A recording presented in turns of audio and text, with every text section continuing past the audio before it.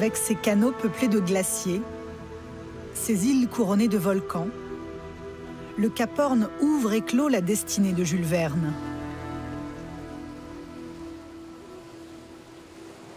Il est son pôle magnétique, une des clés de son œuvre. Parabole politique et philosophique, le bout du monde le confronte aux marges de la civilisation. Ce voyageur, qui n'a que rarement quitté sa bibliothèque, lui consacre pas moins de 7 romans, dont Les Enfants du capitaine Grant, publié en 1867, Le Sphinx des glaces et son œuvre posthume en Magellanie. Cap Horn aux portes de la mort, Cap Horn à l'aube de sa vie, pendant cette enfance nantaise où le rocher battu par les tempêtes imprègne les premières histoires qui frappent son imagination. Le Cap Horn est une obsession présente dans tous les livres de mer de Jules Verne. Il a été élevé par une veuve de Cap-Hornier, un de ces marins qui avait réussi à faire le tour du Cap Horn et passer des années hors de chez lui. Jules Verne grandit avec la présence constante dans son foyer de ce que le Cap Horn représente dans la vie de ses marins et pour leur famille.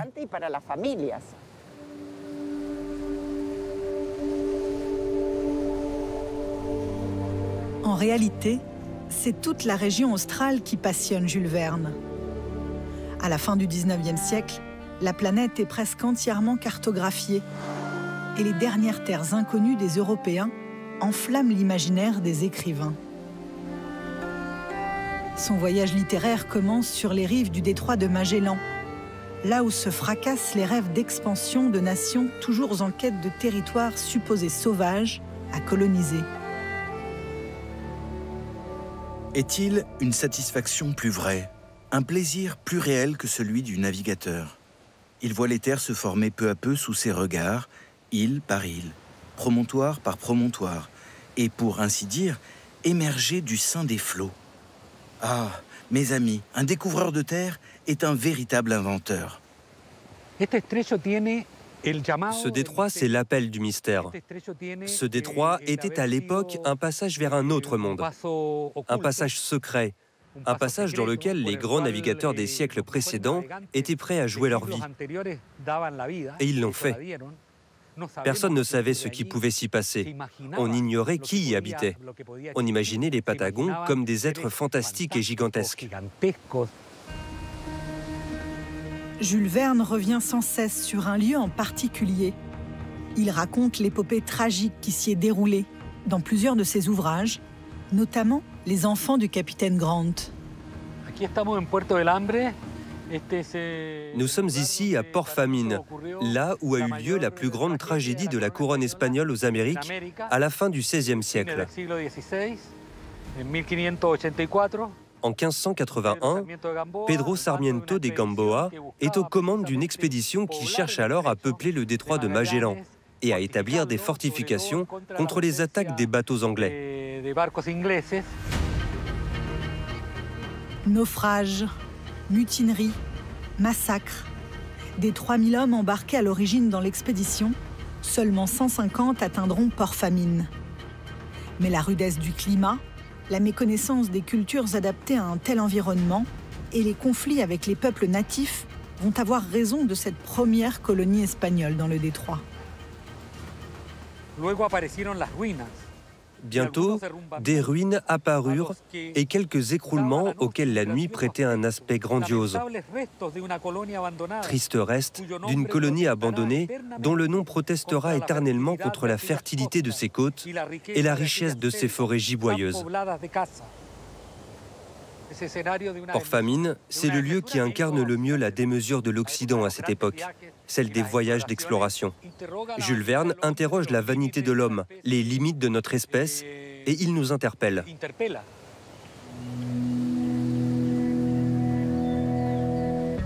Après cette tragédie originelle, il faudra près de 300 ans avant que les Chiliens ne s'aventurent à nouveau jusqu'aux confins de la Patagonie. Sans beaucoup plus de succès, Fuerte Bulnes, sa première colonie, est abandonnée au bout de 5 ans pour Punta Arenas, plus hospitalière. Dans cet univers qu'il ne connaît que par les récits d'aventuriers, les villes intéressent peu Jules Verne.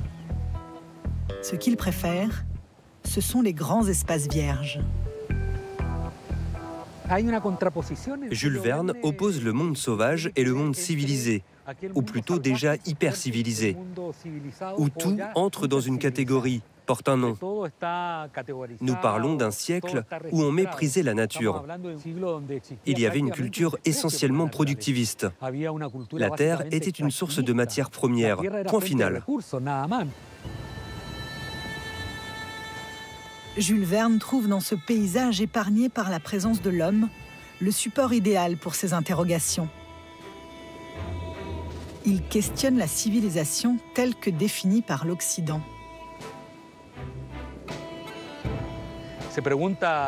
Il se demande qui connaît le meilleur chemin vers le bonheur, vers son monde intérieur, qui a la meilleure connexion avec la nature. Il se demande jusqu'à quel point la civilisation nous coupe du monde réel.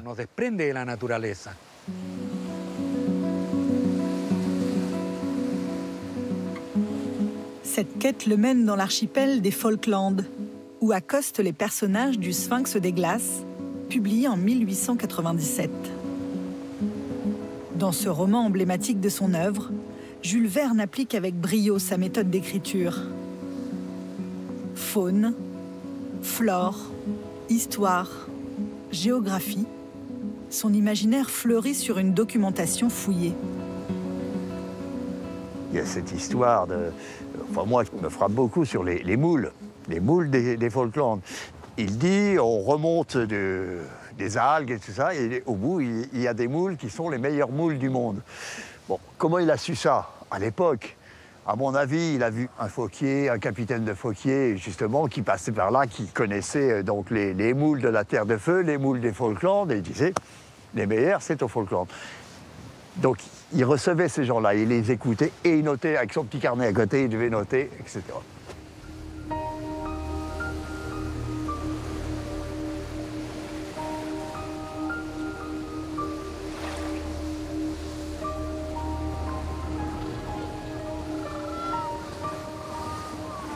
Bon, voilà, on est dans le tussoc.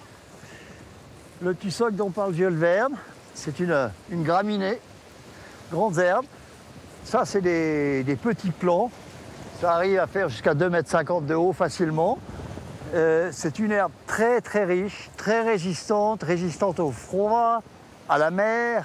Ici, on a une petite surface avec du tussoc, mais il y en avait partout, tout le long des côtes de toutes les Falklands. On peut manger les pousses à l'intérieur. Pour nous, il y a le cœur, comme un cœur de palmier. On décortique un petit peu et on sort le cœur, que voilà, joli cœur. Et c'est très bon. C'est du cœur de palmier, excellent, très riche. On sent, c'est sucré. Il y a des naufragés qui ont survécu grâce à ça.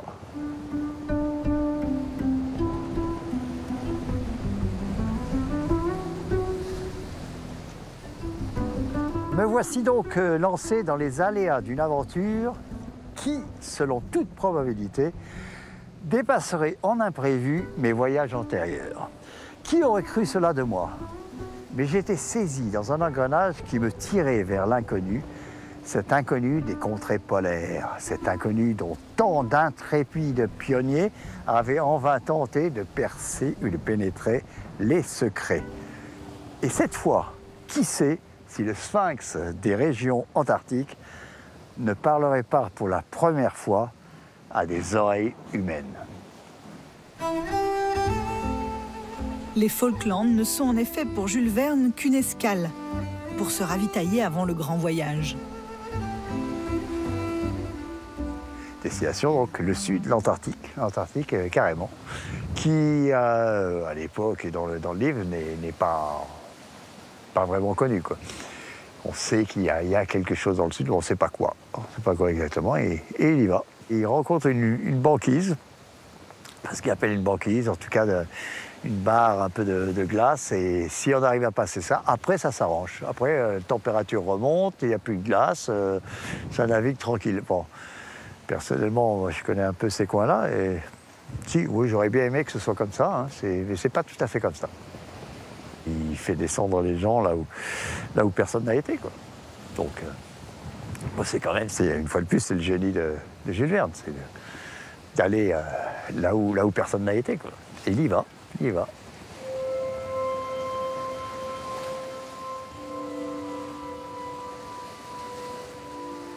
Quoique plus connues, les îles de la Terre de Feu restent des terres quasiment inhabitées.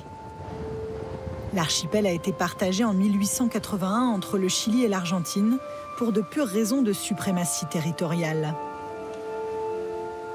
Dans En Magellanie, son testament politique paru après sa mort, Jules Verne imagine sur l'une d'entre elles, l'île Host, une société utopique tentée par l'anarchisme. C'était une terre libre entre toutes, qu'aucune puissance n'avait encore accaparée. Pas même l'Angleterre, sa voisine des îles Falkland. Territoire en grande partie désert, et dont les indigènes n'auraient pas même pu revendiquer la propriété.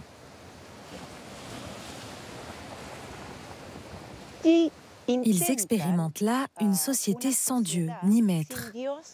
Les héros du livre arrivent à survivre au premier hiver sur l'île Host. Ils sont tous égaux, partagent tout. C'est une société totalement anarchiste et autarcique.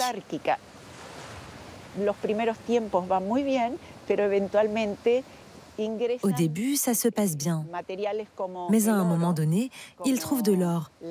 Et cela provoque la zizanie entre les différentes familles et réveille toutes les passions humaines que l'on peut imaginer dans ce décor de roman pour Jules Verne. Bourgeois catholique et conservateur, respectueux de l'ordre établi, Jules Verne a négligé la politique une grande partie de sa vie. Mais passé la soixantaine, le voici tenté par des expériences. Le héros du roman refuse dans un premier temps de devenir chef.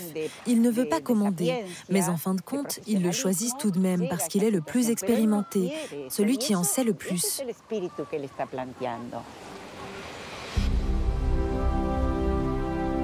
L'écrivain est vite rattrapé par sa passion pour la modernité, qu'il juge indissociable de la civilisation, à la fin de ce 19e siècle grisé par le progrès scientifique.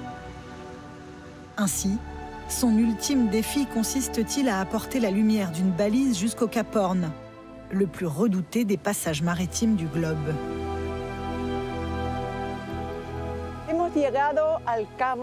Nous sommes arrivés au bout du monde, sur l'île Horn, et au bout, on voit le cap.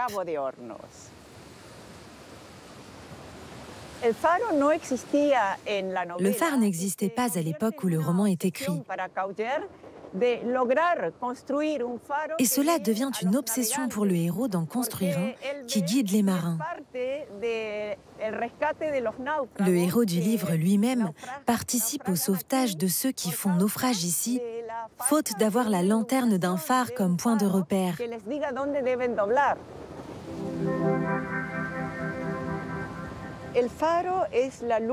Le phare représente la lumière de la civilisation, de la science et du savoir.